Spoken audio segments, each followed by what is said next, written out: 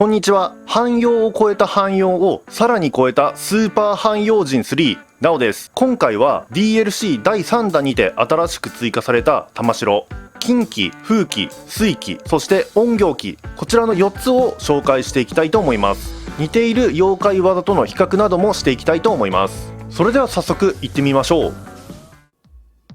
今回の動画内で扱う玉城も全てレア度は人宝、玉城ランクは30まで上げた状態になっております。それでは早速紹介に入ります。1つ目は近畿の玉城になります。特殊効果には素手攻撃ダメージプラス 44.7%、 攻撃の被ダメージマイナス 2.7%、 こちらが固定でついております。妖怪技は金剛百貫、近畿の姿に変化しガード姿勢で突進した後飛び上がってのしかかり押しつぶす。消費揚力は7、そして漂着コストは6となっております。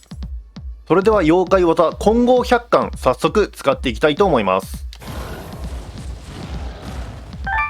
このように長距離をタックルして最後にドカンとのしかかって押しつぶす、こういった技ですね。ちなみにこの技方向を変化させてあげることはできません。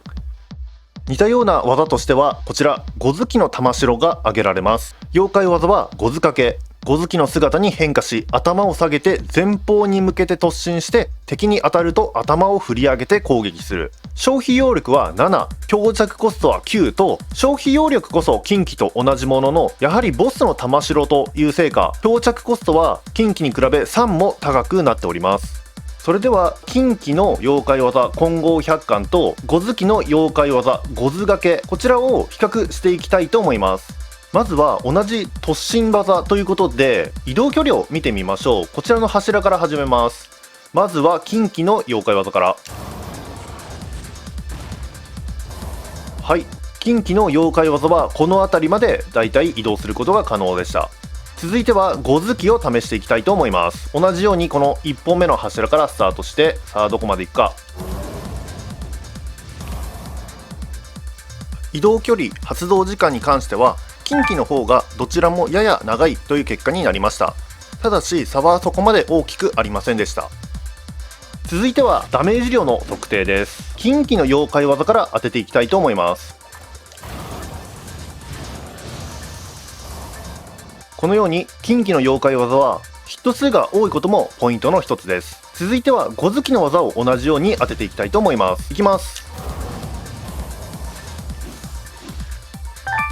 ダメージ量については近畿の方がやや高くなることが分かりました。ただし全ての攻撃をヒットさせる必要があるためそこだけご注意ください。続いて気力ダメージも比較していきたいと思います。まずは近畿の妖怪技からいきます。続いて五頭記の妖怪技も同じように気力ダメージ測定してみたいと思います。いきます。気力ダメージに関しては近畿よりも五頭記の方がだいぶ上回っているという結果が出ました。しかしこのように近畿の妖怪技はこの最後の押しつぶしに非常に強力なダウン効果がついているようですね。ガードを固めまくっている人間相手には非常に有効です。ぜひ一度試してみてください。以上で近畿と五頭記の比較を終わります。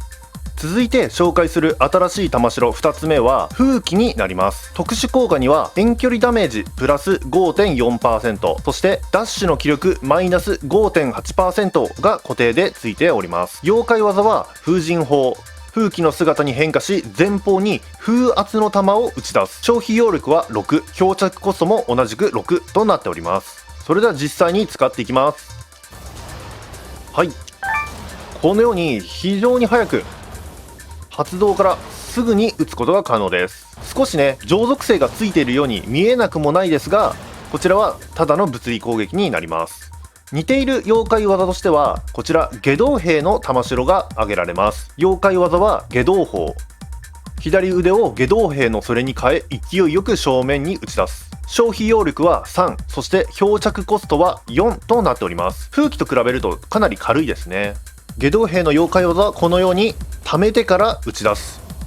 少しね風紀に比べるとこの溜め時間がちょっと長く感じるかもしれません。続いてはダメージ量の比較です。まずは風紀からいきます。1466という形でしたね。続いてはムクロムシャいきたいと思います。537。消費揚力が倍も違うということもあってか、ダメージ量に関しては風鬼の圧勝でした。続いては気力ダメージをチェックしていきます。はい、この程度減らすことが可能です。続いては下道兵の気力ダメージについて見ていきたいと思います。はい、このような形ですね。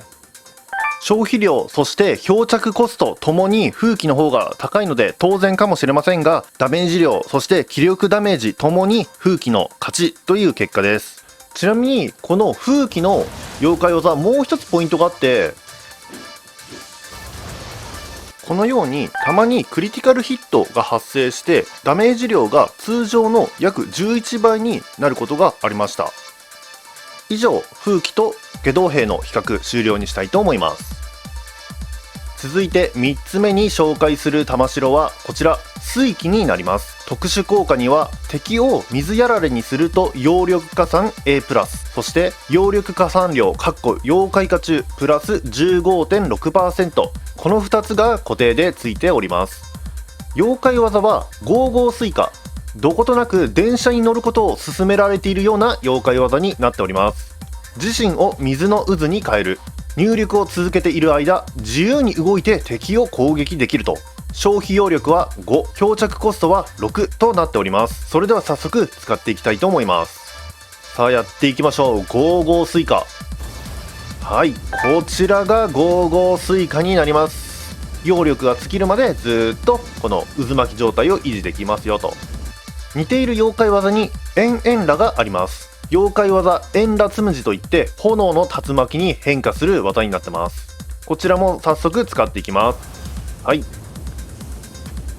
方向キーでこのように揚力が尽きるまで移動することが可能です。それでは次はこの水鬼とエンエンラの妖怪技、まずはねダメージ量から見ていきたいと思います。はい、風鬼このような感じですね。物理ダメージは約264っていうところですかね。水属性ダメージについても約260、物理属性ダメージともに同じようなダメージ量でしたね。続いてはエンエンラの妖怪技を当てていきたいと思います。さあいきます。物理ダメージが493、炎ダメージは40というところですかね。以上のことから水鬼とエンエンラの妖怪技では物理ダメージはエンエンラの方が上、属性ダメージは水鬼の方が上。ただし実際に与えるダメージの合計値はどちらも同じような形ということが分かりました。差が大きいのが漂着コストです。水鬼は6、それに比べてエンエンラはボスの玉城であるということもあってか漂着コスト9になっております。もしどうしてもこの竜巻技使いたいっていう場合は私であれば水鬼を押したいかなと思います。さあ次が最後ですね。4つ目の玉城は陰陽鬼になります。特殊効果には敵に気づかれにくい AAA、 そして背後から与えるダメージプラス 3.8% というのが固定でついております。妖怪技は陰陽光といって陰陽鬼の姿に変化して姿を消し、入力を続けている間敵に気づかれずに行動できる。揚力切れになるか入力を止めると攻撃しながら姿を現すということで、陰陽鬼の妖怪技は他に比べることのできない少し特殊な妖怪技になっているので比較はありません。早速使っていきたいと思います。はい、これですね。ボタン入力すると揚力が切れるまで透明になって敵に気づかれないように移動することが可能になっております。うまくやればこのように索敵能力の高い犬たちをスルーすることも可能です。この通り気づかれていません。姿を現した際の攻撃には陽属性が付与されており複数回ヒットさせることが可能です。もう一つですね、とんでもない力がこの陰陽鬼の妖怪技には眠ってるんですね。今ね実際に見せていきたいと思います。こんな感じですね。またこういう大技もはいこのように無効化できます。通常の攻撃はもちろん相手の大技やつかみ攻撃なんかも無効化できるこの陰陽鬼の妖怪技、上手い人がね使えばねめちゃくちゃ有効活用できるんじゃないかなと思ってるんですよね。ぜひ皆さんもこの透明ライフを満喫してみてください。いかがだったでしょうか。今回は藤原千方の4期と言われる金期、風期、水期、そして陰陽期の4体を紹介させていただきました。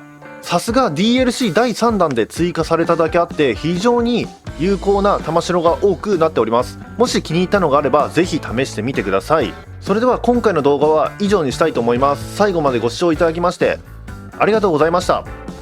もし気に入っていただけましたらチャンネル登録、そして高評価もぜひよろしくお願いいたします。それではまた次の動画でお会いいたしましょう。